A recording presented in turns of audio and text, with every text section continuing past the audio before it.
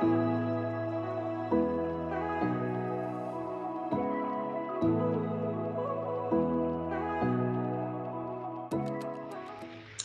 right, so we'll get started as more people are arriving. Welcome to session 2 of the Road to COP26 series. If you're able to join us yesterday, you'll know the drill of sort of what this series is about, and that there are 3 in this series. If not, for a few people that perhaps are joining us fresh, this is session 2. We started off yesterday with a session that talked about the critical issues around climate change leading up to COP26. It was a fantastic discussion around the Asia-Pacific region. And today we're dialing in on buildings and talking about the role that buildings have in achieving different climate change goals and commitments around the region and addressing our critical issues as we're trying to realize more net zero buildings. So I'm the moderator today, Amanda Sturgeon. I'm Regenerative Design Lead and also lead our climate change practice throughout Asia-Pacific region. And just want to first start by introducing our amazing panel. It's fantastic to get people from around our Asia-Pacific region, firstly, but I'll give a little bit of an introduction to both of them really quickly, but I'm going to be passing over to them shortly to introduce themselves a little bit more and why net zero buildings are important to them and how they're working around this area. So first of all, joining us, we have Joelle Chen, who is Sustainability Director at Lendlease in Singapore, and she's focused on the implementation of Asia's sustainability strategy in Singapore. Joelle was the first Asia-Pacific head for the World Green Building Council and also headed the Smart Sustainable Cities team at the Economic Development Board. She's an architect with 15 years experience, has a master's in architecture from National University of Singapore and an MBA from the Singapore Management University. So welcome, Joelle. And then we have Phil Oldfield joining us from Australia.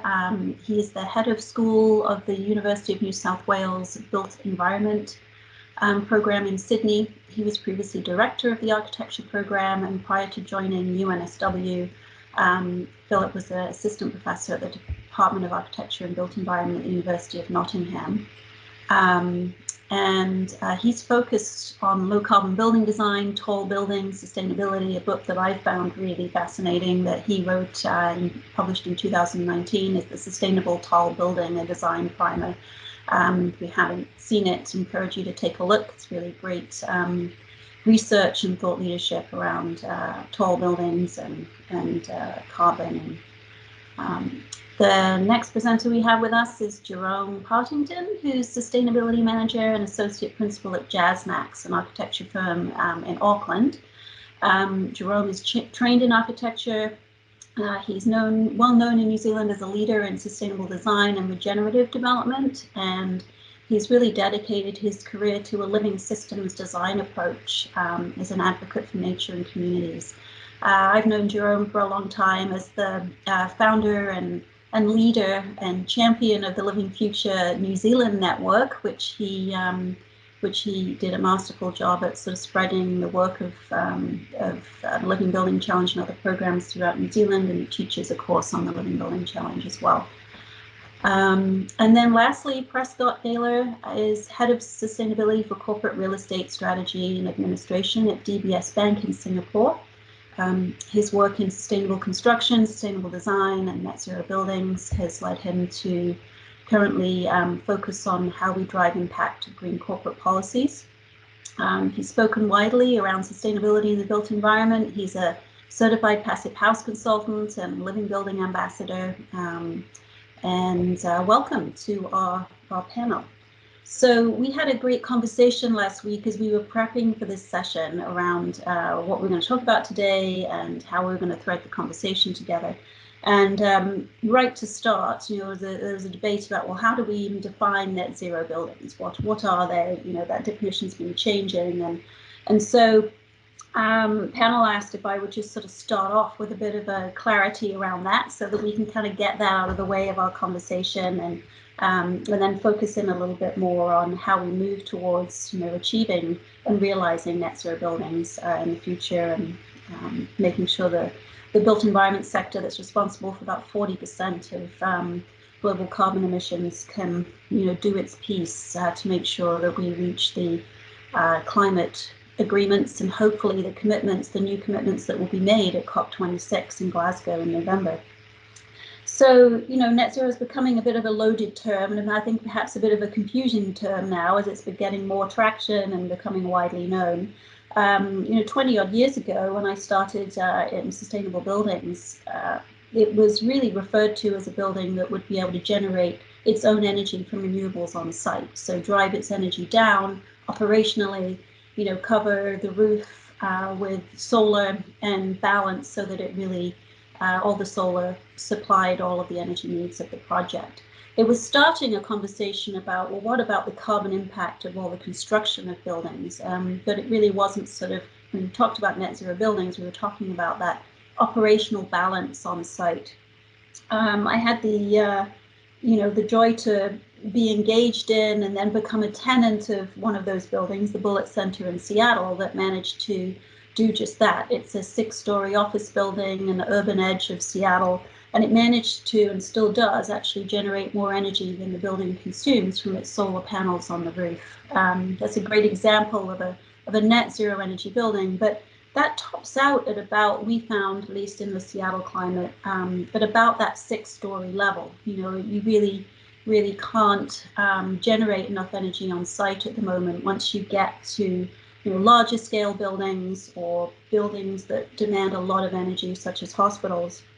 So what we started to see is sort of a movement towards what we call, I call zero carbon buildings, buildings that would still drive their energy down, perhaps have some renewables on site, but then look at purchasing carbon offsets for the remaining portion of that operational energy.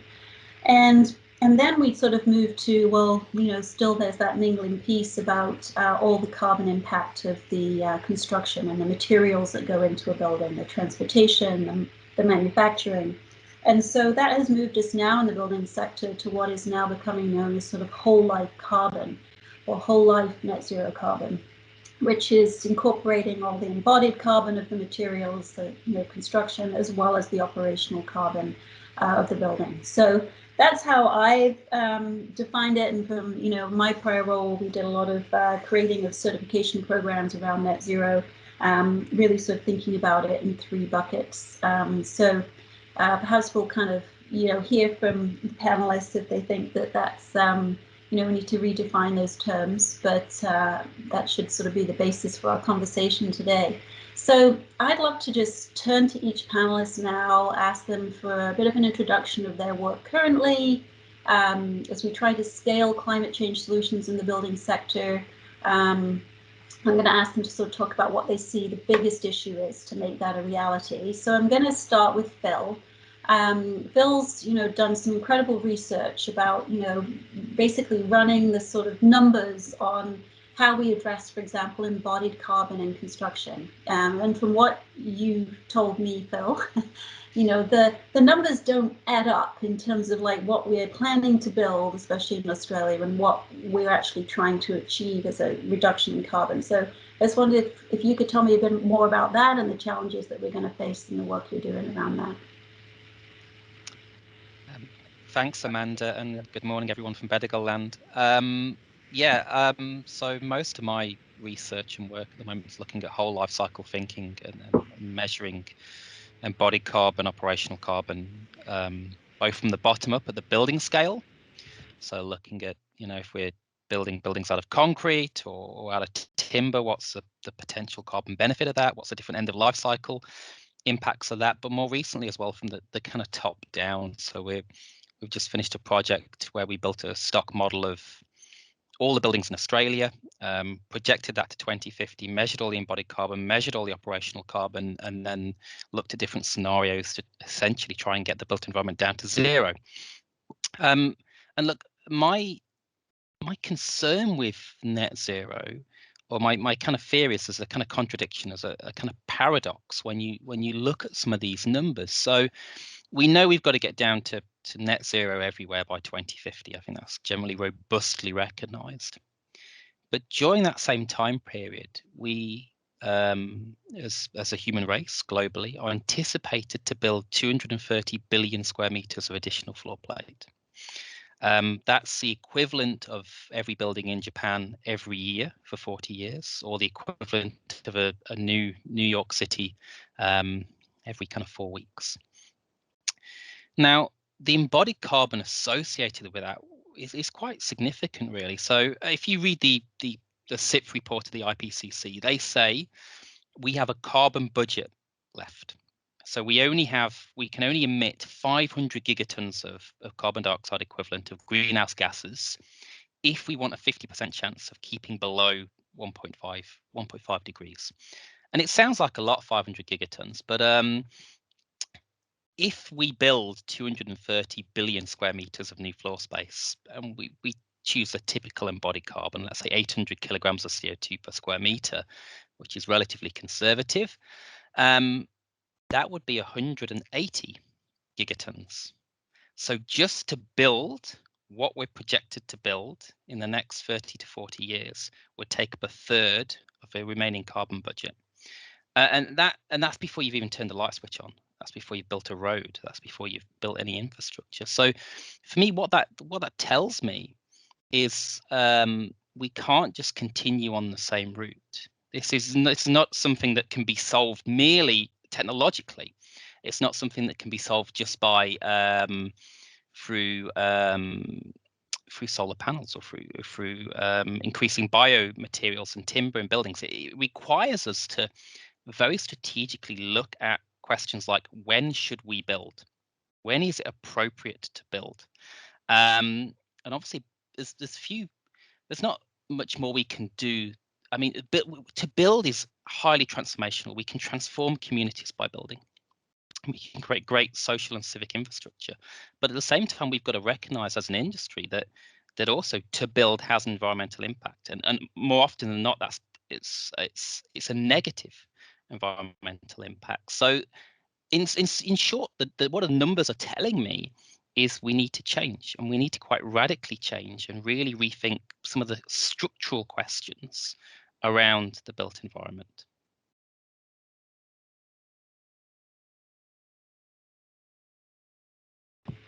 Great, thank you, Phil. Yeah, totally agree. This is not just about reducing, carbon. This is about a shift in how we consume, right? And there's a societal kind of change we need to make that's pretty profound. So, Jerome, I'm going to go to you next, because I know this is an area that you're really focused on. And you've seen. Can you talk a little bit more about sort of the challenges you think we have from sort of moving society and cultural behavior from where we are now to where we need to be, and what you think the challenges are there? Oh, you're still on mute.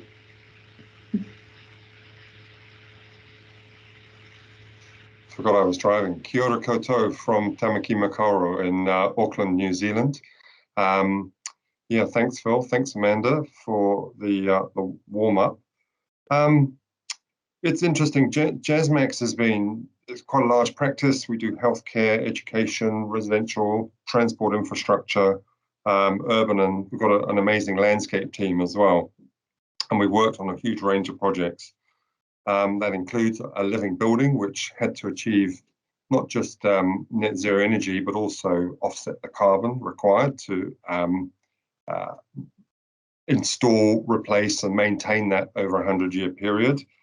We've done a couple of net zero energy schools, and just recently we've taken a good hard look at the REBA frameworks for sustainable buildings and come up with some appropriate goals for New Zealand. And we're slightly blessed. We have a proactive government, a Zero Carbon Act, and we also have a reasonably good renewable energy grid. And so our context is a little bit different, a little bit easier, if you like. We've got some big picture drivers and some advantages in terms of where our energies come from. That said, it's only 60% renewable. So out of the recent work we've done, we've modelled some of our projects and looked at their whole of life carbon, their operational carbon, and won't deny we've done quite a few that are heavy on both, but we've also done quite a few projects, tertiary, commercial, and residential projects that have actually achieved what we would aim for around 2030, around 60-70% less energy use than a typical building, maybe half the embodied carbon, and reduce the water as well. So those things they're doable. They're very achievable, is what we prove to ourselves. Is that enough? And a big question for us is, how do we actually really engage, motivate, create the will for clients and institutions to adopt these? Now, obviously, the governance settings are going to help that a great deal. Carbon's going to be in our building code. But as Phil says, just being more efficient, that is the easy part of it. And I guess I really like the basic concept of net zero energy, that it asks us just to design the most efficient building that we can think of and meet that with on-site renewables. So that simple recipe is really valuable, and anybody can apply that to their projects. That said, we actually also, no matter that climate and reducing carbon has now become a crisis, an emergency, it still represents a symptom of a sort of a wider challenge to ourselves. That we could, in theory, solve the climate crisis and still be taken out by biodiversity collapse or toxicity, use of toxic chemicals in our environment. And so we've got various challenges, and that starts to suggest that actually it's a cultural shift that's required. It's the way that we think about the potential of our projects and the potential of our systems to evolve. And that starts to lead us into thoughts about how do we align our technical world and the technical systems with the living world. And in a sense, that's what indigenous cultures have been doing for many, many thousands of years, and starts to suggest some clues about this is really about how do we live in our local places. We're going to have to mitigate for climate impacts in our cities, but if net zero buildings are one component, they're one intervention point in the system that allows us to start looking at the health of the whole system and the health of the people within that system. So I'm kind of interested in how do we work more systemically? How do we bring nature in as a partner to the solutions? And how do we get the basics right of just very, very low carbon or even no carbon buildings or no carbon infrastructure? Which bits don't we build and which bits do we prioritize? So I think that's probably a reasonable introduction. Thank you. Great, thanks. Yeah, makes some very good points. Joelle, I'd love to go to you next. Lendlease has been such an industry leader, and I know has commitments to reaching zero carbon targets. Is also a signatory, like we are, to the World Green Building Council's net zero buildings commitment. Tell me more about what the challenges are in getting there from your perspective. Thanks, Amanda, and a very good morning from sunny Singapore.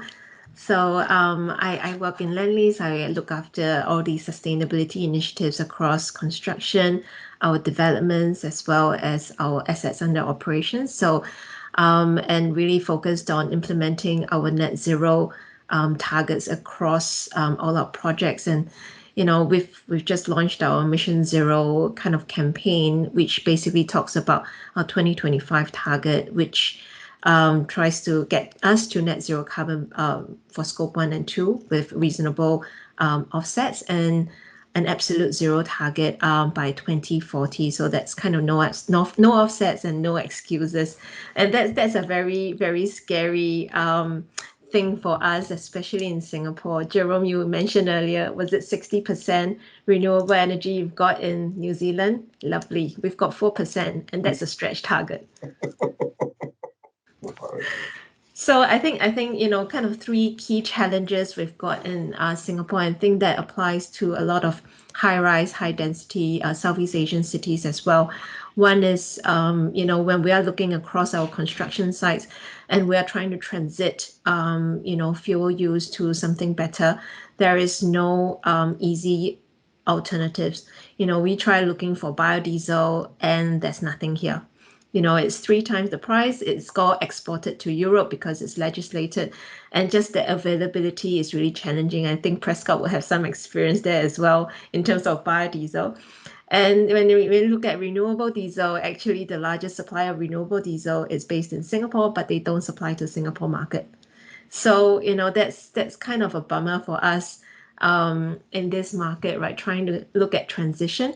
And then when we start looking at, our plant and equipment and looking at electrification, so that we start to shift kind of scope 1 emissions to scope 2, and then we try to electrify and get renewables. Just that availability isn't there yet. So that's really one big challenge. And the second kind of big challenge we've got here, big issue, is availability of renewables. Our solar capacity here as a stretch target by 2030 is only 4%. We need to kind of drastically change that for this country and also for this region. It's a long way to go. And lastly, we talked a bit about, just materials, low carbon materials, and Singapore as a market, we're a big, I guess, in terms of just demand for construction materials like concrete, glass, reinforcing steel. There's a lot of demand here because we build a lot of high-rise buildings. It's just not decarbonizing fast enough. We are asking for all those kind of specifications from our suppliers, but that there is still a big gap there. Timber would be great, but it's just not as widely used. We can use it for up to 4-story buildings, but not a 30-story high rise.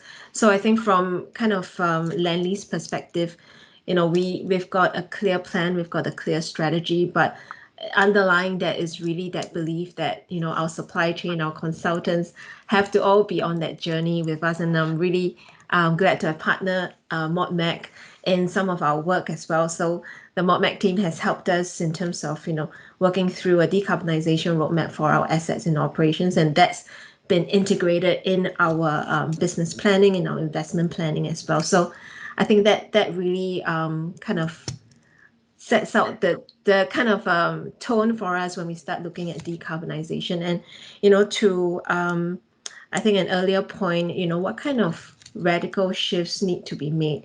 I think one key thing is really around what kind of mindset and what kind of expectation we have for our society, right? And we've been pursuing growth, economic growth, GDP growth for the longest time. What is the new metric that we need to start to think about? Are we looking at building or growth versus regeneration and transformation? I think these two are slightly different topics, even though regeneration and transformation is also on a slightly different growth path, but it's not growth at all cost. Yeah, very good point. Thanks for bringing up regeneration, one of my favorite topics. Joelle, completely agree. I think the theme here is sort of how do we shift from this sort of growth mindset, to a different mindset. So Prescott, I'm going to go to you lastly. I know when we met, last week, you said that, we know what all the solutions are, but we're still not scaling. So tell us more. Sure. I guess first I can explain what I meant by that. And hello also from sunny Singapore. And we're actually glad it's sunny today.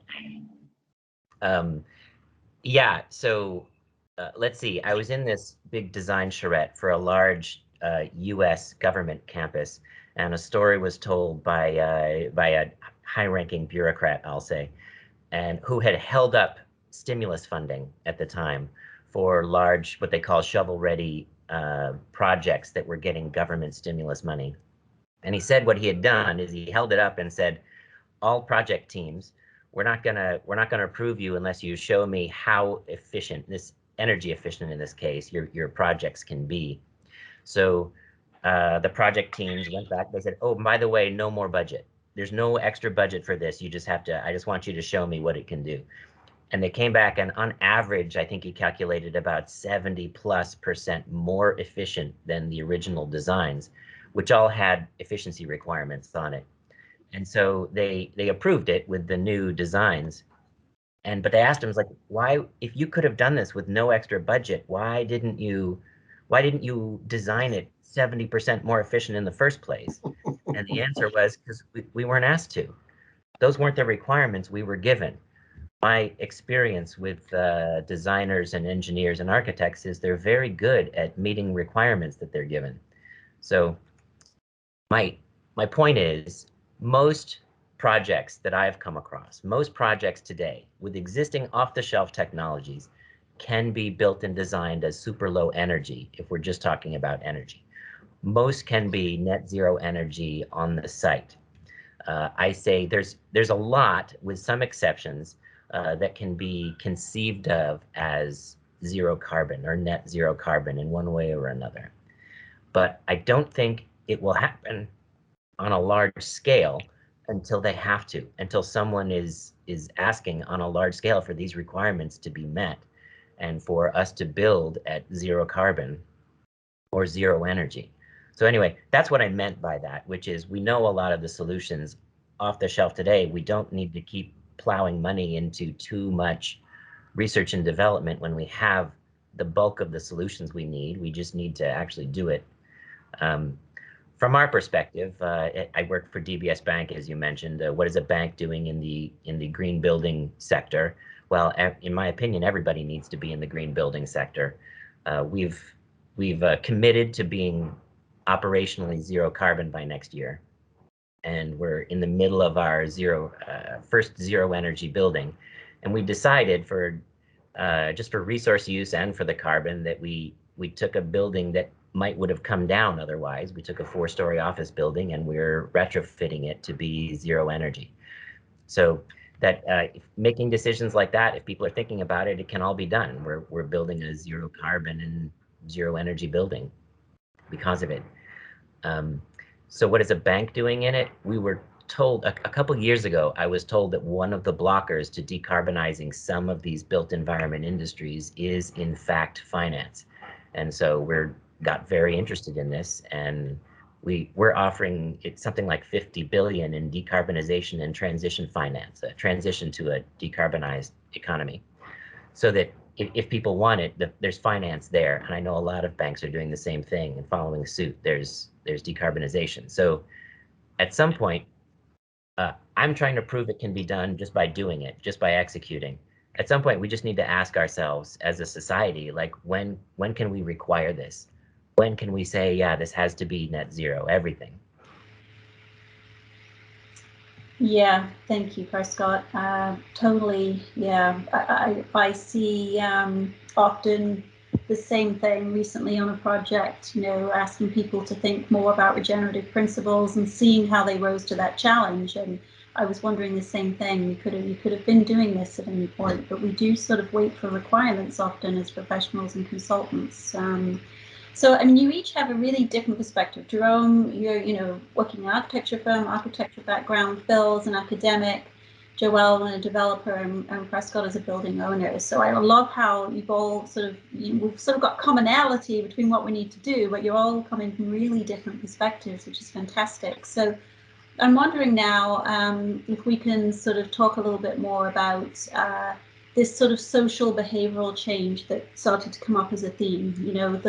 The moving past the growth mindset, the needing, requirements. Why are we not, jumping in to do some of these things? I know when I've worked on net zero buildings before, the strategies are really simple, right? It's like natural daylight and natural ventilation and, a good envelope and, some pretty basic measures that don't require expert knowledge or, technical solutions necessarily. So I'd love to just hear a little bit more from all of you about, this social behavioral change. How do we make this shift? How do we sort of change these societal values? And I guess I'll just pick somebody. Jerome, you want to start off with that one?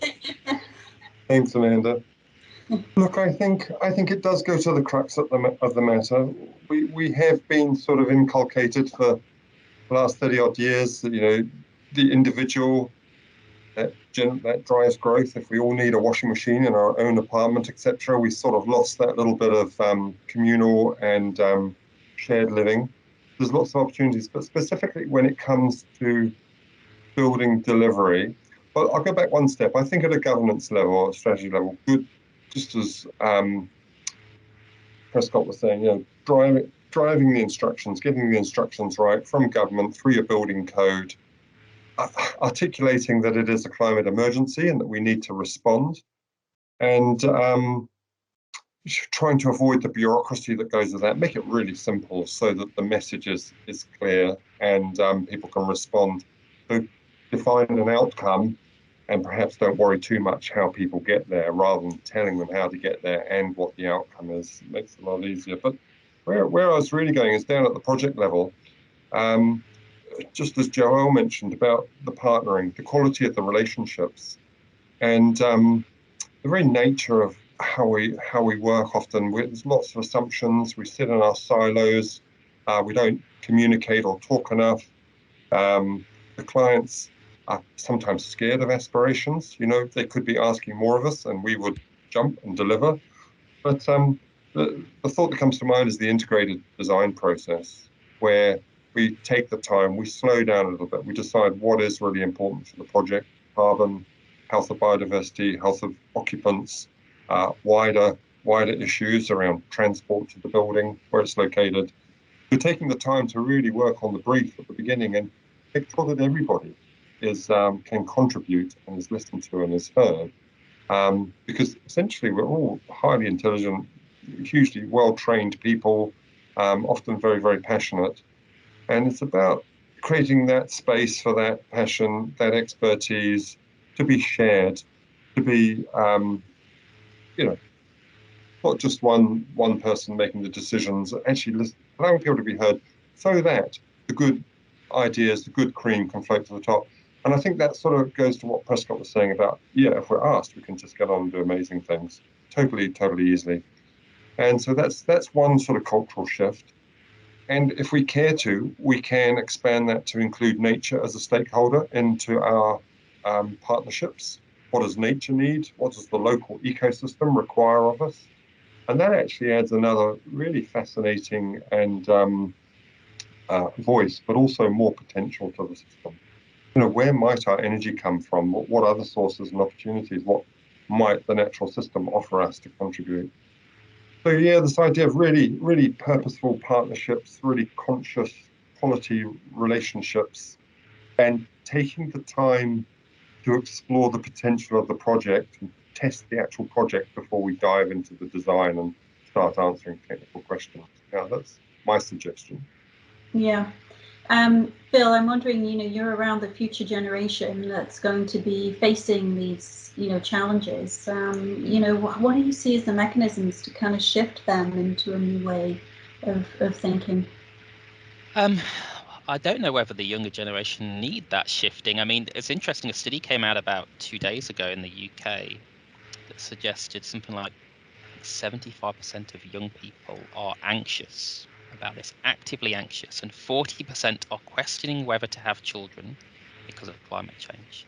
I mean, that's pretty dramatic. That says to me that there's a societal shift already happening, and it's just got to kind of come through. I think when we look at the buildings in Australia, I think the buildings that are pushing the envelope, so to speak, are often that's being driven well above regulation. That's being driven by competition. So you've got your top developers, your top kind of clients who want a net zero carbon building. You've got your top occupiers who say, well, no, I refuse to be in a non-net zero carbon building. So that's being driven well above that kind of regulatory basis, being driven by a kind of neoliberal competition in a way. But then you've got a whole building stock as well that's not being driven by that. And I think for that shift to occur, we do need to tighten regulations. I think we know that regulations work, and the fact that as we stand, I think only one country in the world has minimum requirements for embodied carbon at the moment, and that's the Netherlands. I think Denmark are trying to bring it through. There's proposals in the UK that Part Z regulations that they're looking at, and in a few other different places as well. But I think we do need to set stricter building regulations to make them clearer, and then that will lift the bottom of the market. I think the top of the market's got aspirations kind of already, but in terms of societal change, look, I think the younger generation are already there. I teach first year class on building environment to 180 students, planners and architects, and we've literally just finished a term. They've all handed their projects in, they're all marked and all done, and they're engaged. They want to do it, and we've just got to kind of see that through now, I think. Yeah, I agree. I have a 21-year-old myself who has stressed some of the same concerns, around what will we have a future. So, Joelle, do you want to talk a little more on this subject? How do you, Lend-Lease obviously, trying to grapple with this, I'm assuming, yourselves. Like, how do you make these shifts?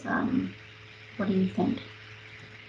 Yeah, it's a really interesting one. I mean, in terms of dynamics, right? On one hand, we see, the younger generation having like kind of climate anxiety and demanding for more, but the designers, the people who actually hold the power to decisions, are not, well, I think they are trying to move towards kind of the right direction, and we as a developer try to add that into our design specifications. We require a lot from our consultants and from our supply chain, and we convey that to even to some of the clients, right? I mean, we deliver projects for people as well. So it's just getting all the frequencies right, and the decision making and the financing cadence at the right I guess, stage, because on one hand you've got people demanding for it, and on the other hand it's like, just getting the whole machinery of development and construction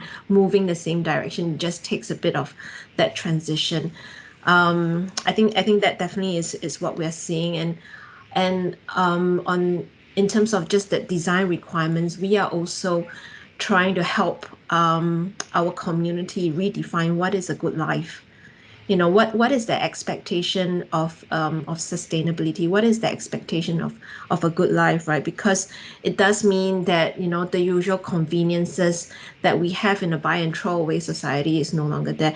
The usual kind of conveniences of I own this, I own that, everything is under my ownership. But no, now we have to share, and we have to take turns.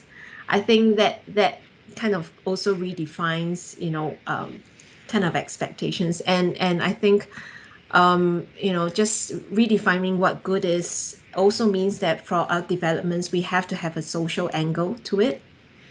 And when that means, it's like when we are designing a net zero carbon building, there's also that social agenda, that social impact that we have to look at.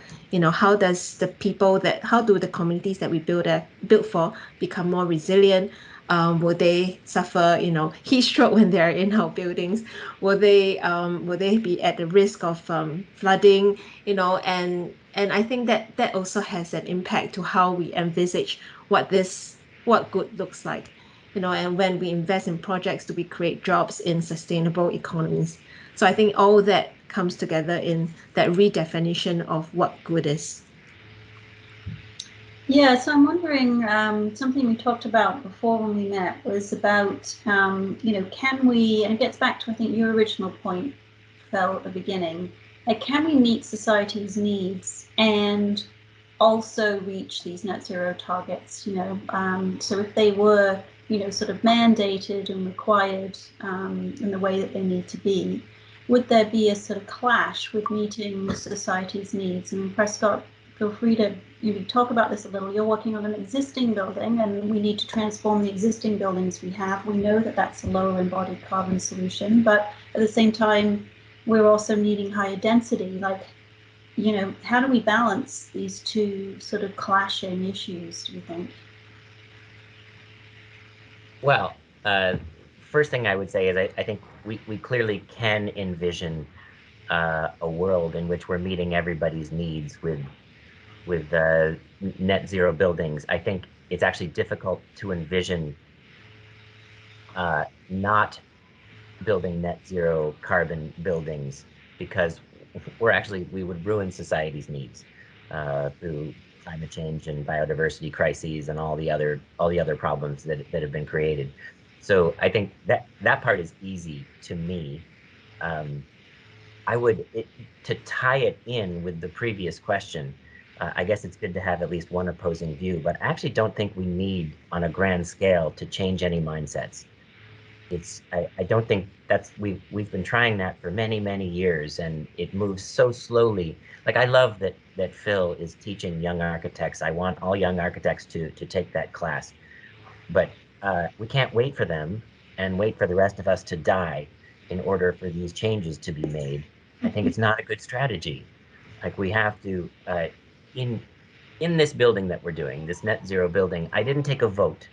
We didn't take a poll and change everybody's mindset that they want to be in a net zero carbon building.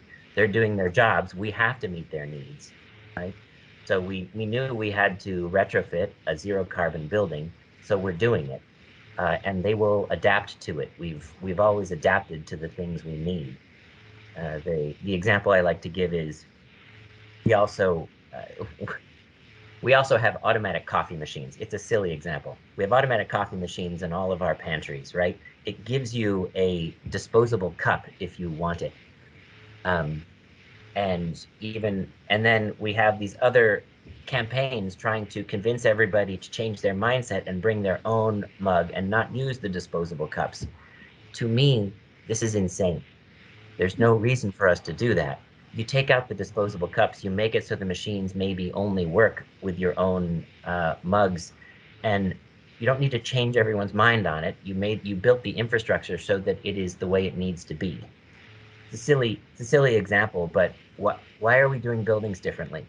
Build the buildings such that it saves what we need to save, which is the climate. We can do it. The humans will figure out how to adapt to it. The industry will figure out how to adapt to it. I think we should stop paying attention to trying to change people's minds on what kind of building they want to be in. The people you were with in the Bullet Center, very famous study that maybe you did, I don't know, but they were happier in that building than the average people who were not in zero energy buildings, or not in a living building, for example. Study after study shows people are happier in these. I think we're meeting their needs by doing what we're doing. Yeah, that's a great perspective. Phil, you have thoughts or response on that? Oh no, absolutely. I think it's very clear the direction we kind of have to go, and I think we're right. We can't wait for the next generation to kind of to get us out of this.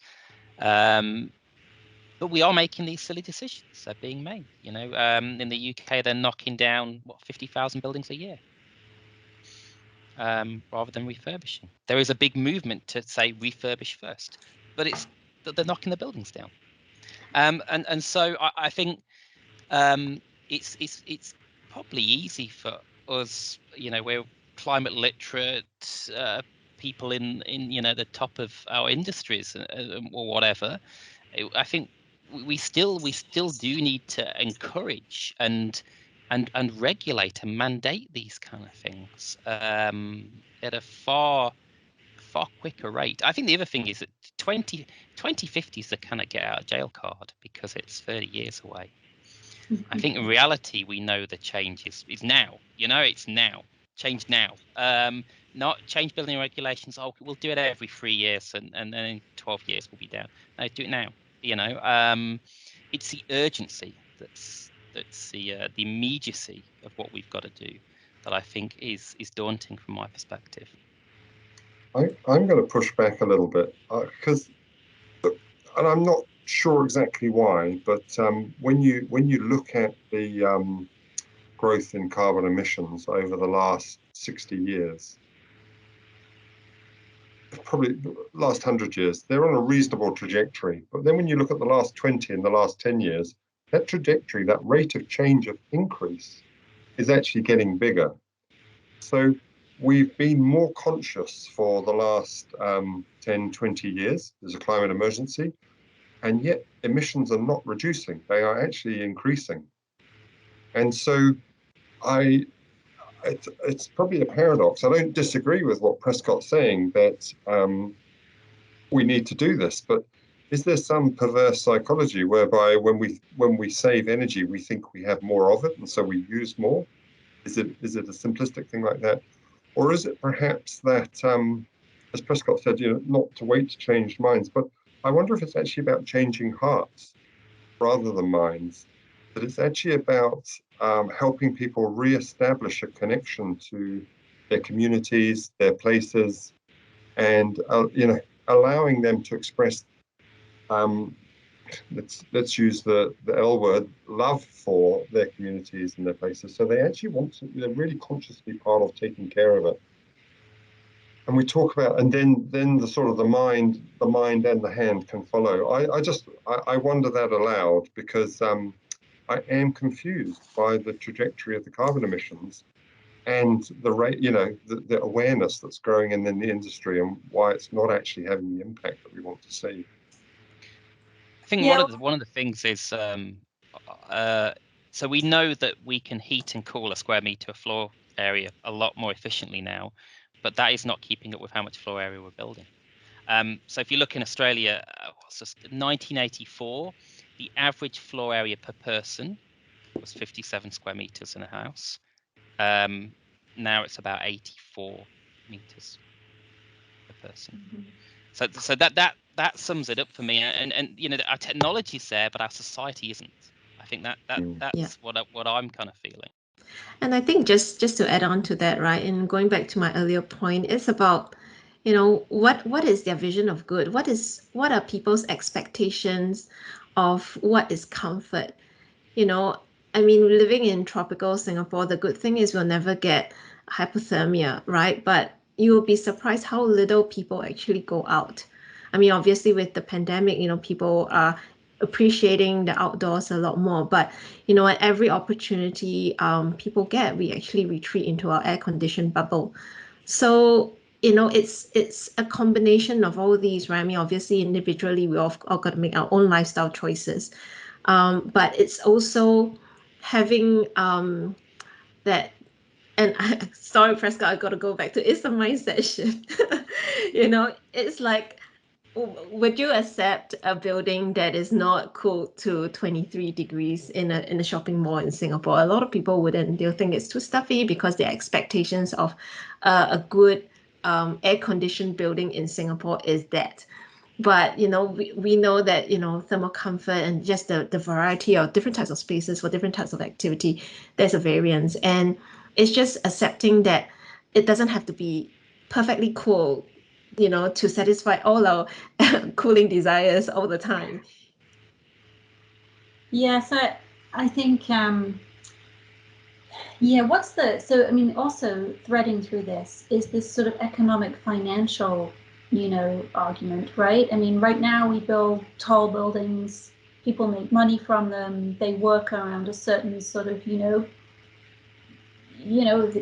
do X, Y, and Z, and it equals profit, and everybody's driven by that. So the need to sort of shift that value economically, if what we're looking for is prosperity versus profit, is a shift we also have to make, right? Even if we mandate net zero buildings, still doing all those buildings the way we do them now won't work, right? So there's that shift that we need to make. And I think someone mentioned at the beginning the sort of role that the financial industry is starting to play, right? They're not financing buildings that aren't net zero, for example. And you mentioned, Prescott, the role of banks here to finance buildings differently. I'd love to just hear from you all. Maybe we'll start with you, Prescott, about sort of the role that the financing industry might play in making this shift as well.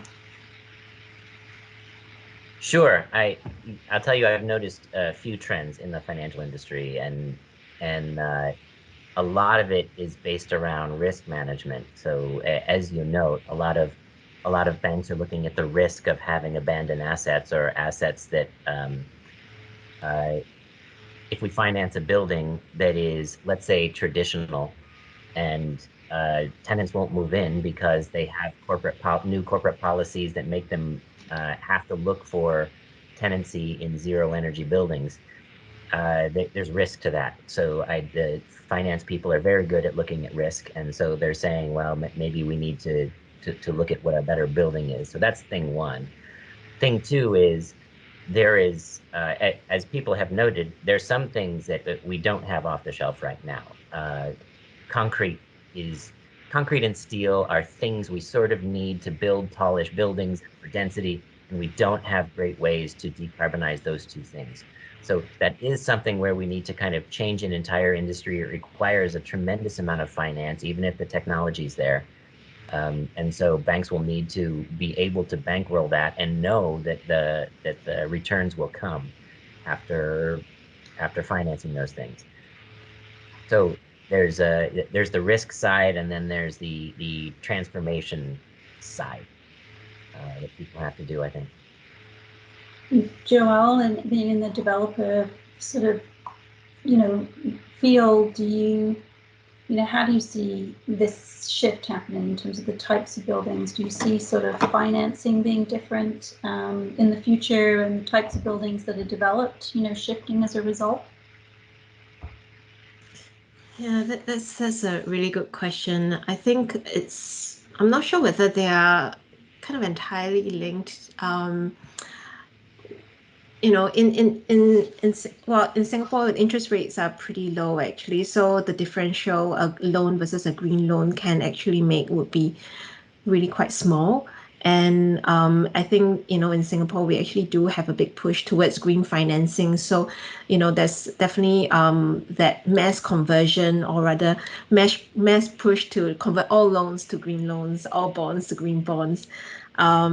So in that respect, there is, I would say that banks perhaps might be more encouraging for a broad-based market to get on the journey rather than setting more ambitious targets. Prescott, you can challenge me on that one.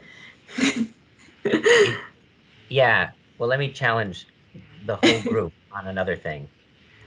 The Living Building Challenge, as you all know, because you're all familiar with it, I think had a very elegant solution to this, as we noted. Yes, we need to build tall buildings, we need to build these things, but if you're building a Living Building Challenge building, for example, it required you to internalize the externality of the embodied carbon, for example, and your operational carbon, by saying whatever you're building for some number of years, you have to buy offsets for it.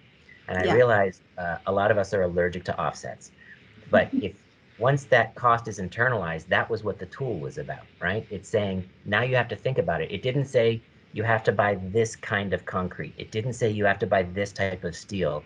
I was so impressed when I first read it all those years ago, because it was very different than the other building standards. It says, don't care how you do it. We trust you, industry, to figure it out. But you have to pay for the carbon you're using. And so once you pay for the carbon you're using, if this was required, even if I'm building a tall building, I build it in such a way that I know the actual returns are there, instead of externalizing those returns on the rest of society.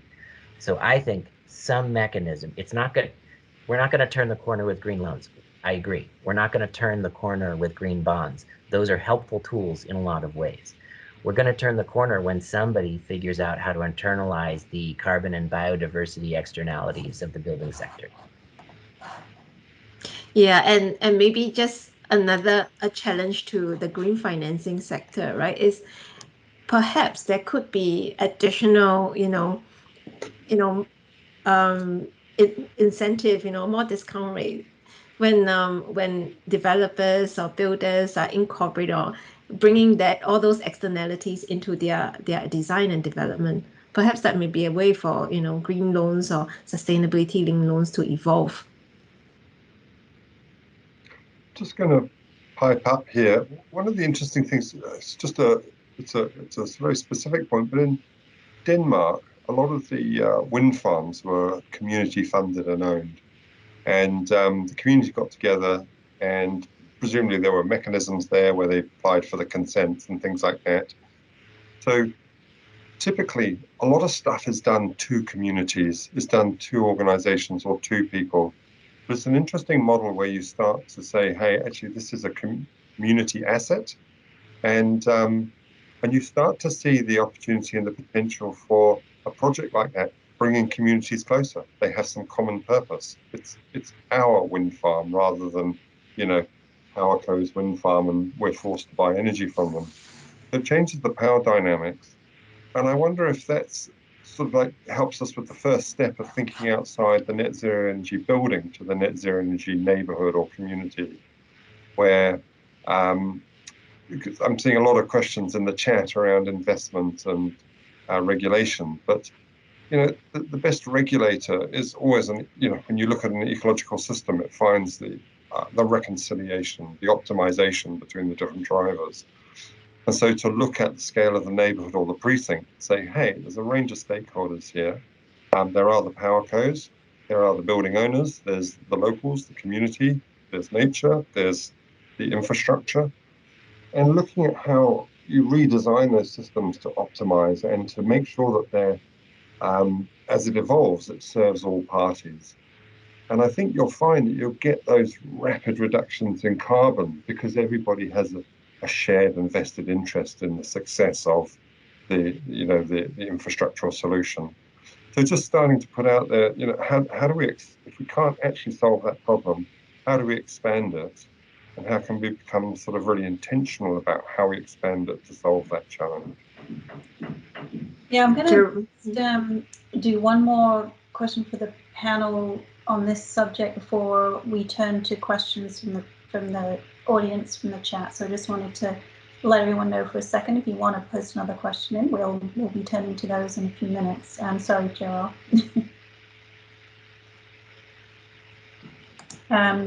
Did you want to add something to what Jerome said, or should we? Yeah, I was just, no worries, Amanda. I was just thinking maybe Jerome just hit the nail on the head, right? Like the carbon budget. We've got, and we know, globally we've got that 500 gigatons of carbon left to emit. Perhaps then that is just, having a carbon budget for everyone and all organizations. I mean, obviously that would be a big task, but I mean, there is an approach through planetary accounting, just understanding where our boundaries are, and that's a well-established methodology. So, whether we could adopt some of that planetary accounting methodology in the way that we develop, we build, we conceive of policies, I think that might be an interesting way to go. Yeah, that would be. Phil, I'm wondering if you have thoughts on that. Do you think the tall buildings would be possible in the future under that scenario? Yeah, I mean, I guess one of the challenges with tall buildings is if you measure them at the building scale, they're not very sustainable. So they need more concrete and steel to resist lateral loads. Then they can be more difficult to do things like naturally ventilate them as well because of higher wind speeds at height. But what they do is they mean that people are generally prepared they may live near the city, so they may get public transportation more, they may have smaller apartments compared to big open houses, so the kind of scope-free kind of emissions, that kind of lifestyle emissions, could potentially be more sustainable. So at a kind of urban scale, it's they do have a value. The challenge is measuring all this. The challenge is kind of putting all this together and understanding it and knowing as well. I don't think there's no silver bullet here. There's no, we need to do X, we need to do Y. We need to do so many different things at so many different levels. Yes, refurbishing is, refurbishing is much better than building new. But hell, how many people live in energy poverty around the world? We're talking about billions of people. We need to build. We need to build new buildings for lots and lots of people. Clearly, that is the sustainable thing to do. But we've got to be. There's no single solution, I guess, is all I'm kind of suggesting there. Yeah. I think, Phil, you're starting to get to the heart of the issue. I mean, Auckland's an interesting city. It has got a bit of a CBD and a couple of tiny CBDs.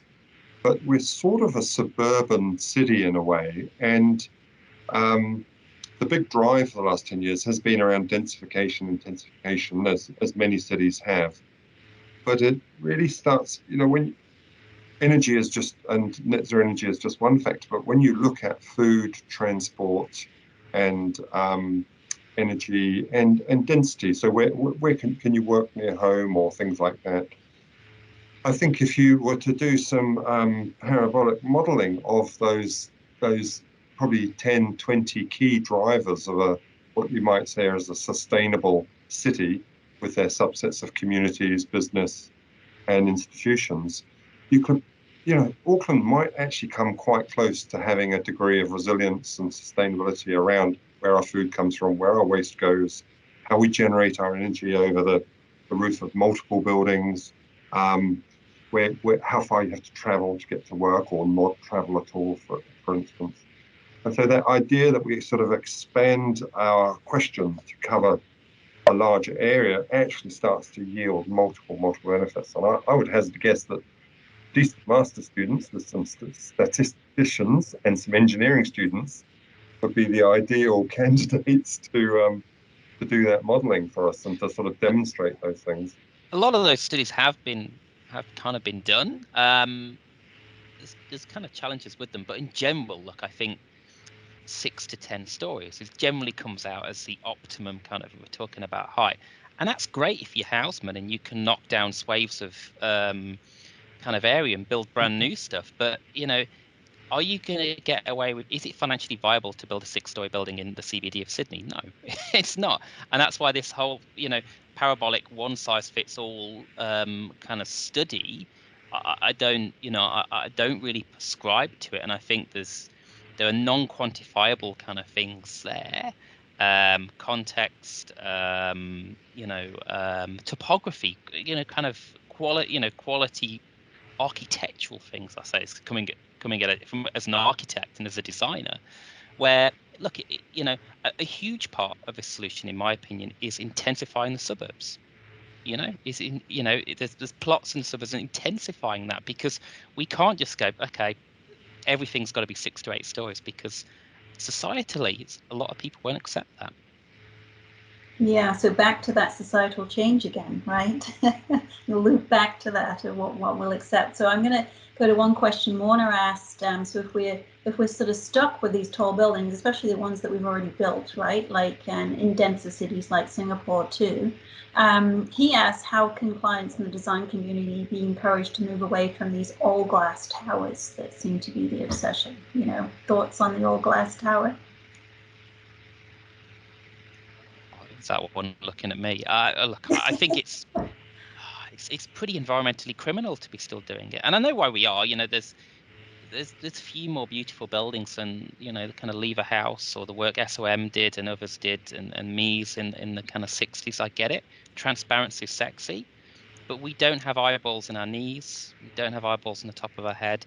It's fundamentally unnecessary. Just fundamentally unnecessary. Regulate it out. I mean, one of the slightly perverse things we find is if you build a big open office floor plan, kind of 50 meters by 50 meters, massive, deep office floor plan, which is financially viable, actually the facade's not the most important thing, because you've got very limited surface area to volume kind of ratio. So moving from a glass facade to a partially opaque facade may save you 5% of building energy, and it's actually the services that are the most important, the M&E kind of equipment. But there's more than that. It's about comfort. It's about it's about what happens in a power cut, to people who are stuck in these buildings. What will essentially be a big glass box in a climate challenged world. Now, I know we don't often get them, but they happen. It's only about a decade ago that the whole of New York was out without power for kind of 3 days. What happens in a air-conditioned, fully glazed building, and what happens to people? Anyone who's wealthy will go down to the mall, possibly the air-conditioned mall where it's 23 degrees, whatever. But anyone who might be disabled, might be or may not live near the mall, or may not have that option, you could be stuck in that building for a long time. I think it may not be may not have a huge impact on the carbon emissions, but it has a huge impact on people's health, well-being, resilience of the built environment, and so much more. So make it illegal. It's the simplest way to solve that, I reckon. I agree. Yeah. And you know, and this was and I think that's the commonality we've got all here, right? And on the panel, I think we are all architects, actually. No, not all. Well, yeah, but you know, there's definitely that design sensibility there. You know, in Singapore, when we talk about we've got lots of naturally ventilated public housing in the suburbs, and you know they're designed a certain way because they are, well, unfortunately they are concrete block, but they are all slab block, and that allows natural ventilation. And you've got, you know, your CBD high-rise buildings where they are generally quite squarish. In order to make it more efficient, you've got a central core, and you know you try to keep that volume fairly big so that you know you give flexibility to the tenants. When we start redesigning high-rise buildings, I'll challenge the architects on this call, right? You know, how do we design a hybrid high-rise building? You know, something that allows mixed modal ventilation, allows people to control ventilation in the situation of a power outage. When there's no air conditioning, how do you open the windows? You can't. So it really does require a very different design approach in terms of, you know, working with that kind of mixed mode ventilation. It requires a different, you know, expectation of what beauty looks like for buildings. Right now, we've just, you know, we're so obsessed with glass towers because we think that's beautiful. You know, reimagine what a beautiful high-rise building would look like. Is it cladded with wood, timber? Is it cladded with something else? Hempcrete, I saw a comment on the chat, right? Yeah, cladded with something else, and show us what a beautiful building would look like if it's not glass. I was looking at some photos of Sydney's. Is it One Central, designed by Philip Nouvelle and Pascal White or something? The tower blocks that are covered in vegetation. But at least they are adding some biophilic intensity to the city. They're probably helping the building stay cool, and they certainly look a lot better than your standard tower blocks. So it is possible, but there's only one of those. It's one of, you know, maybe 150 towers in the city. Yeah. Yeah, and meanwhile, that's contrasted with the newest building to be finished, the Crown Casino building in Barangaroo, that is a glass tower that I noticed the other day on a walk. Every blind is down, like it's basically a greenhouse. So yes, what happens in the future if we have, you know, changing weather patterns for climate, more increased power outages? How do people survive in those types of projects in the future? There was a study in New York that found, I think it was 55% of glazed surface always has a blind down. Because people are lazy. You know, you get a bit of glare, you pull the blind down, and you leave the blind down. You don't pull it back up again when the sun goes behind the cloud. And you get the worst of both worlds. You get a crappy U value, you get no natural light. Like I say, it's kind of perverse. Yeah. I think in our earlier conversation when we were preparing for today, Philip did make a very interesting point, and this goes to the heart of our sort of economic cultural philosophy, which is that there is a limited amount of carbon budget before we get to 1.5 degrees, let alone the 2 degrees of warming.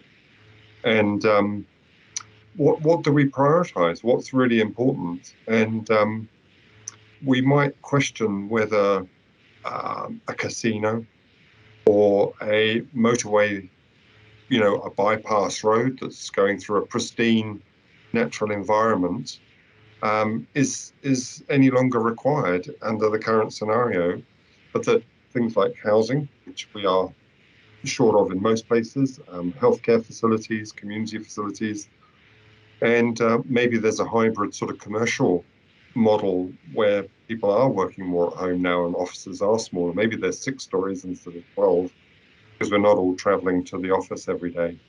So, I mean, how do those decisions or those drivers get altered in our society? I think the roads are a little easier than to you know, who says whether you can build a casino or not? Who says whether one should build a hospital or not? But The roads are possibly easier. We just shouldn't be building them. We've all worked out that much, but the others are a little more contentious, obviously. So yeah, how do we start not spending the carbon apart from the essential stuff? Yeah, good question. I'm going to get to a couple more questions. I mean, they're all really good, so I'm going to have to be selective here. But Alex has asked, just really, making the point about how do we make these shifts to more sustainability when there's such a large incentive currently financially to pollute, And, it's the same really with biodiversity, isn't it? Like there's an incentive right now to consume nature and to destroy nature, and how do we change that to it's actually more valuable?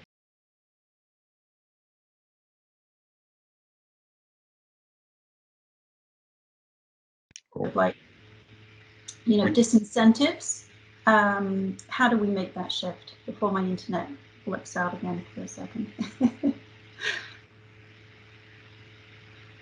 Well, if I can, please go ahead. Yeah, if I can take a crack at it, I think I sort of agree with Philip and the glass buildings.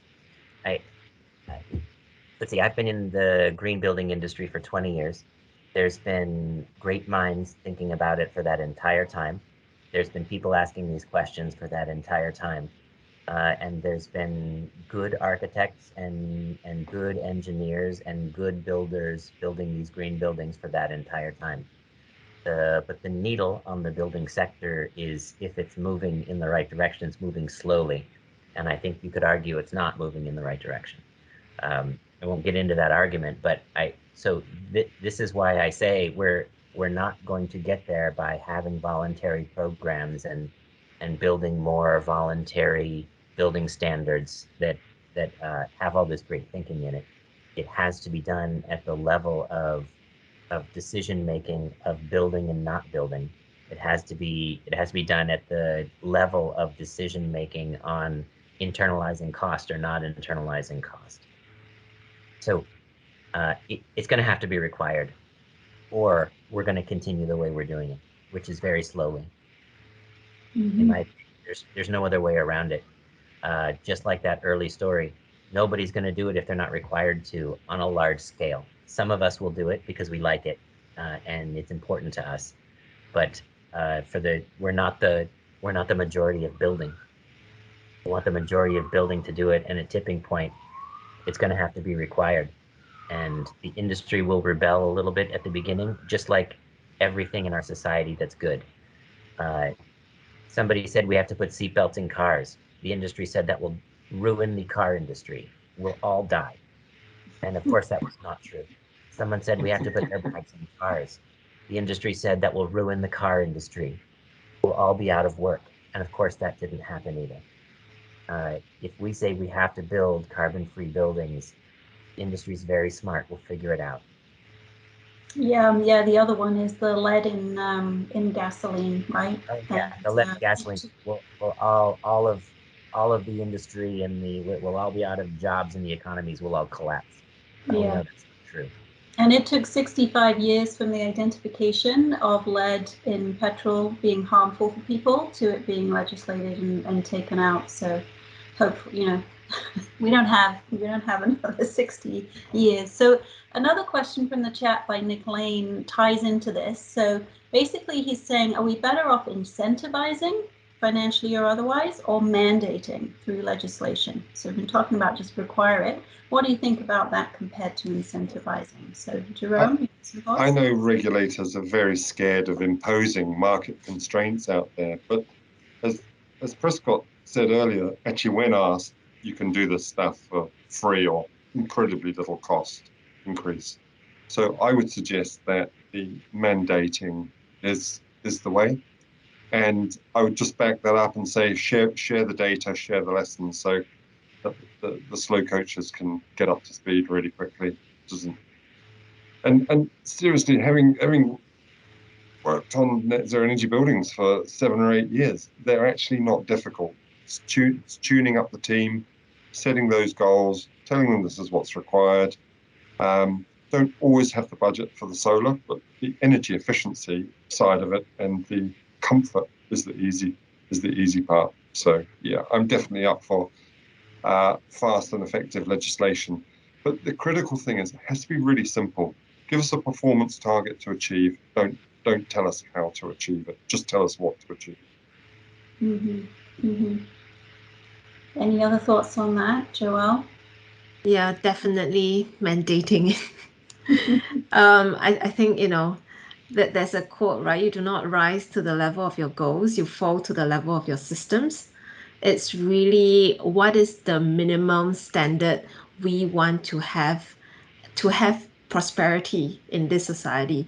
It's not about, I think as Jerome mentioned, I think regulators are worried. They don't really, they kind of make little changes and they keep incentivizing lots of carrots and little sticks. But I think if we really want to make a bold statement for the environment, but also for our future, right? Because it is about reinventing or transforming the built environment sector as well. People who are designing for a living, people who are engineering for a living, people who are building for a living. It means a completely different way of working. And if we want to make that change, make that really step change, it's not about Prescott, I'll agree with you on this. It's not about mindset change. If I can jump in again, there's some evidence that the first movers are actually going to see tremendous financial benefit. If you look at the Chicago in the mid 90s or the late 90s, I guess they decided they wanted to mandate green roofs, which was a bizarre choice for Chicago. But 5 years later, if you wanted a green roof in the US, you went and found a firm in Chicago. They've been doing it for longer. So the businesses grew up around that. Regardless of where I was in the world, if I wanted a vegetated facade of a building, I would find a Singapore firm because that is a thing we do here quite well. So there's evidence that a business can grow up around a mandate in the building sector. I kind of think, look, you need both. You need to regulate and incentivize. I think, for example, if you get down to whole zero carbon, you measure it, you could build an extra 20% of floor area on a site. That'd be quite attractive. I think you might get a bit of buy-in there. So those kind of things, you will from some developers, you might not from other developers. But I think of things like design excellence. The design excellence kind of system in kind of Sydney, where you get, I think it's extra 10% bonus floor area. I think there's one in Singapore, landscape for urban spaces and high rises, which is just, you go to Singapore, everything's green now because they said, okay, you're going to deliver, here's the regulation, 100% of floor area as green space, plus if you do more, you can build higher. All of a sudden, everyone greens everything. So there's plenty of precedent that it works, that the kind of combo carrot and stick is probably the right way forward. You can get perverse incentives, though. You might get too many tall glass buildings. Well, as long as they're not glass, I don't mind. There's a few comments in the chat, just to close the chat comments up, and then I'm going to go some concluding remarks from each of you. Just about, Jerome, your point around sort of, the community scale and all the pieces in between the buildings, right? And also, comments around sort of the plants, bringing in rewilding to different communities. And we haven't touched too much on the role that buildings play on sort of biodiversity loss. We've focused a bit more on carbon today, but I just wanted to hear a little bit from each of you around, we've also got this biodiversity crisis, right? So, and we know that we can't solve one and not the other, but I want to ask you, so if we get down to net zero buildings, what we're going to have more in front of us in terms of the biodiversity crisis. So what role do you think buildings can start to play in bringing these two things together? Maybe I'll start with you, Prescott. Yeah. So as a small micro example, we have a vegetated facade in the net zero building that we're building. And we made a deal with the Nature Society of Singapore. We said, if we were going to put plants for biodiversity here, what would you do? And they gave us a plant list and actually provided them to us of plants that are habitats for threatened birds and specific specific bird and a specific butterfly that they were trying to provide habitat for. And I said, is this enough? Like one building facade, is this even going to make a difference to your threatened, your threatened birdwing butterfly? And they said, yeah, it actually will make a difference. And so we're actually looking at putting those in a lot of our portfolio. Imagine, I think I'm very cute. I called it "Let Branches Be Branches." So our bank branches will act as refuges for some of these birds and butterflies. So the stupid pun aside, they can play a part with that biodiversity. On the other side, we have to stop the problems of the building too, continually going into green spaces, which is probably a bigger issue than putting some plants on your facade. If there's wilderness, if there's green space, if there's something, we don't have enough protections of them, in my personal opinion. So that should be the first thing we think of, building only on brownfields and previously ruined land already. I think, my opinion, that's where we need to go on the biodiversity side. Yeah, great. Joelle, some thoughts on this? Yeah, I definitely echo what Prescott was saying, redeveloping brownfield rather than encroaching more and more into, you know, virgin kind of areas of forests, right? Because I mean, at Lendlease, that's one of our biggest ethos. We look at urban regeneration projects because that's where existing communities are. How do we bring that? How do we enhance that community within existing cities? And I think a big part of that is also introducing nature back into our communities, into our cities. And I think it's that awareness and interaction with nature that people grow to have that respect for nature, and also that awareness that it needs more than a couple of plants. It needs to almost mimic a forest, right? I think that's something that we consciously try to do. So yeah, I think that's probably my comment on just biodiversity, right? It's one, not infringing on virgin land. The second is biomimicry. How do we see forests being tiered, and how do we bring that back into our cities? Mm-hmm. Jerome?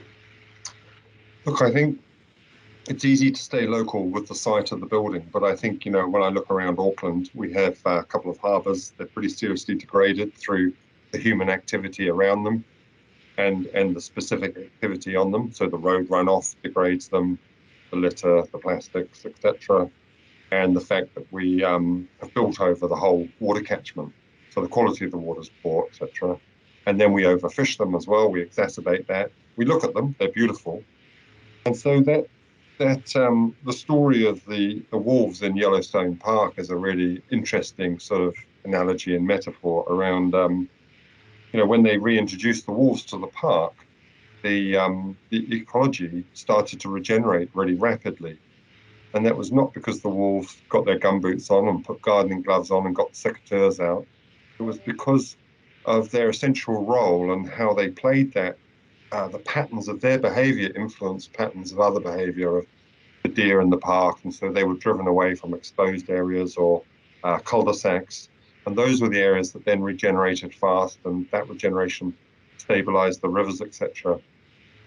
I think the question here is really how do we allow our buildings to be walls? How do we allow our buildings to play their essential role in the society and create those ripples of change that will ensure that the ecosystems that they're integrally part of are allowed to be regenerated through changing users' behavior, the local inhabitants, the communities around them.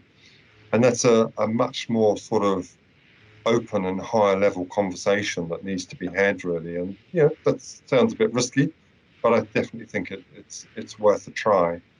Because I think if we just ask the building to improve biodiversity, its scope, its opportunity is so limited.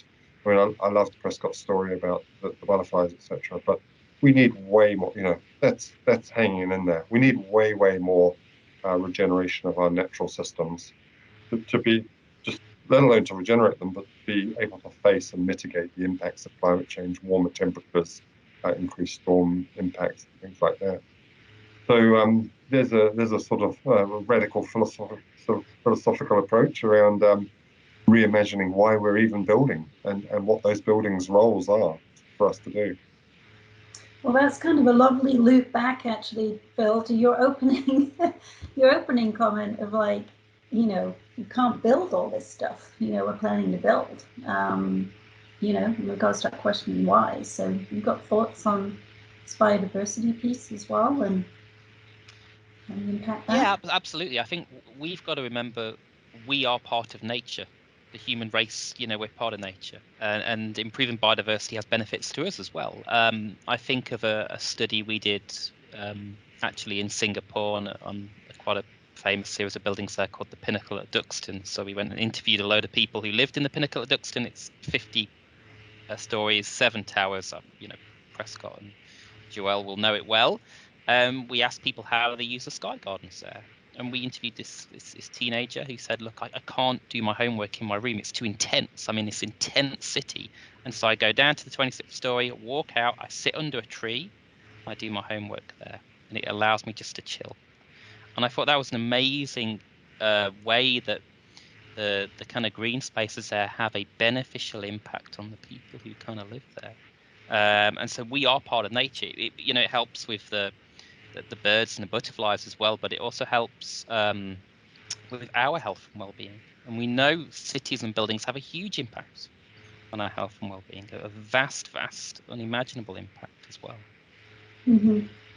All right, so I'm going to ask for sort of a, you know, 20, 30 seconds concluding comment for you on the question of, you know, what do you think could come out of COP26 as something that can really propel us to do some of the things we've talked about today, you know, stronger regulations, maybe some incentives, the societal change.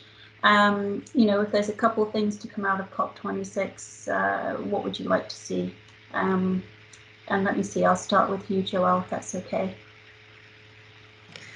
I'm very enamored by the whole concept of donut economics. I think, you know, what I'd really like to see out from COP26 is kind of a reimagining of what growth looks like.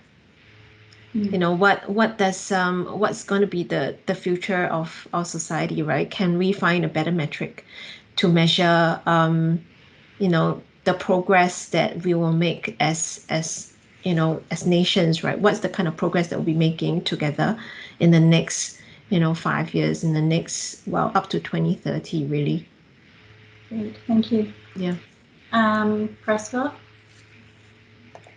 I read an article recently that where someone looked at the commitments made in Paris and how many of the countries actually lived up to their commitments, and it turned out to be most lived up to them quite well. It's just that the commitments were too low a bar. So which surprised me. Actually, I didn't know that was the case. So I guess my hope is that there are well thought out, good decarbonization plans or wilding plans or good green development plans that come out of it with good commitments, because apparently countries can meet them if they need. So yeah, I guess that would be my hope. Great. Phil? Look, I think they're both great answers. I'd love to see both of those things come out. I'll say something that's, you know, a bit of a low-hanging fruit for me, and I think a greater commitment to measure and regulate whole life cycle carbon in the built environment. I think that would put us on the pathway. The fact that we only have one country that regulates embodied carbon at the moment in 2021, I think is hugely problematic. So I'd love to see a shift towards consistently measuring and reducing whole life cycle carbon in buildings. Great. And Jerome? Look, the work they're doing at COP is absolutely essential. I'm not overly optimistic, partly because there are still huge counterforces at play in the world, and because bureaucracies and administrative organizations struggle to land and to make real the high level policies. to a degree they can by legislation. But so for me, it's around really having the local conversations, having the local teams. Every project is an opportunity to not just think about these issues, but expand our thinking and the potential of that project to do greater good, as Joel talks us, what does good look like? And I would say that, just to use a little rugby metaphor around the All Blacks, they aim high, they aim to win. And I think that setting those goals, but setting them as a team, taking the time to agree them, and then, okay, we're going to achieve them, is probably the most powerful. Be that a local community, a building project team, or even a government ministry or something like that. So yeah, set goals and achieve them. Great. Well, oh, Amanda, you've frozen at the critical moment. We missed you. We missed a little bit. Yeah, well, great. I was just going to say thank you so much to all of you for this amazing conversation. I really enjoyed it. I hope that our audience did as well. We've recorded this, so we'll also be distributing it, I believe. I also want to thank our backup house, if you like, team, Andre So, and our Singapore office, Chelsea Blondell in Sydney in particular, and our whole communications team. And we do have a third session coming up. So Chelsea, I think we have a slide, right, of the details of that you can put on the screen. Hopefully it magically appears. If not, it'll pop into the chat at some point that you can look at. And that session is going to be coming up in October, I believe. So thank you everybody for attending. Again, here we go, session 3, Tuesday the 12th of October from 1 to 2:30. And we're putting the registration link into the chat box, so you can sign up for that. That focus will be on decarbonising the transport sector. And our regional Asia Pacific Managing Director, David Johnson, will be doing fantastic moderating of a great panel for that session. So please join us again. And thank you again to Phil, Jerome, Joelle, and Prescott for your time today. Appreciate it. Amanda. Thank you too, Amanda. Much appreciated for bringing us together and allowing us to get to know each other and your team too. And thanks to the audience coming to see it. Yeah. So you've been a pivotal figure in regenerative design. Do you have a hope quickly for COP26? You know, I agree with Joelle on the donut economics. I think we have to really shift the way that we're valuing our world. And if we could shift towards a circular, donut economic structure and really set some targets around what that looks like, I think some of the challenges we come up against in the built environment sector will be a lot easier. So that's one on my list, Joelle, as well. Great. Is Kate Rayworth attending? Does anyone know? Not sure. I'm not sure. That's a good question. She should be, right? Hopefully. I think so. Yeah. Well, based on your and Joelle's answer, I would hope so. Yeah.